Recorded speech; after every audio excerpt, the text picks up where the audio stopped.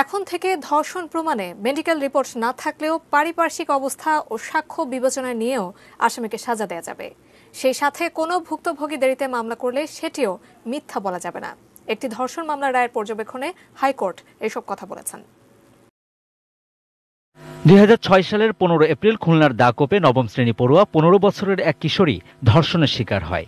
দুদিন পর মামলা করতে গেলে দাকোপ থানা পুলিশ মামলা না নিয়ে সালিশের প্রস্তাব দেয় এবং বিভিন্নভাবে প্রেসার ক্রিয়েট করে এই মামলাটা যাতে ইনফরমেন্ট না দায়ের করে সেই ক্ষেত্রে বিভিন্ন তৎপরতা চালানো হয়, সালিশ হয়। পরে ওই কিশোরীর বাবা ঘটনার 8 দিন পর সরাসরি ট্রাইব্যুনালে নালিশি মামলা করেন, কিন্তু তাতেও পুলিশের চাপে হয়নি মেডিকেল পরীক্ষা। হাসপাতালে গেলে হাসপাতালে ডাক্তাররা যেহেতু তার সাথে পুলিশ আসেনি, সুতরাং পরীক্ষা নেওয়া হবে না। তার পরীক্ষা না করার কারণে এই মামলায় মেডিকেল রিপোর্ট ছিল না। এই মামলায় গত বছরের 13 মার্চ আসামি ইব্রাহিম গাজীকে যাবজ্জীবন কারাদণ্ড দিয়েছিলেন খুলনার নারী ও শিশু নির্যাতন ট্রাইব্যুনাল। বুধবার বিচারপতি মোহাম্মদ রেজাউল হক ও বিচারপতি বিশ্বদেব চক্রবর্তীর হাইকোর্ট বেঞ্চ সেই রায় বহাল রেখে পর্যবেক্ষণে বলেন, দেরিতে মামলা হলেই তা মিথ্যা নয়। পারিপার্শ্বিক অবস্থা, মেয়ের ভিকটিমের স্টেটমেন্ট এবং অন্যান্য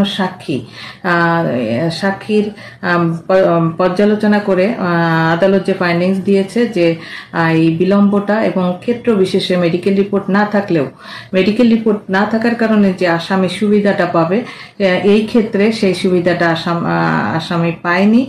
ধর্ষণের সর্বোচ্চ সাজা মৃত্যুদণ্ডের বিধান করে মঙ্গলবার অধ্যাদেশ জারির পরদিনই হাইকোর্ট থেকে রায় এলো।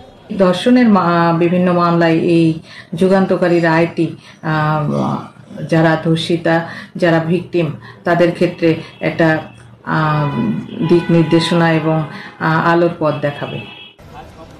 Javed Akhtar, ATN news, Dhaka.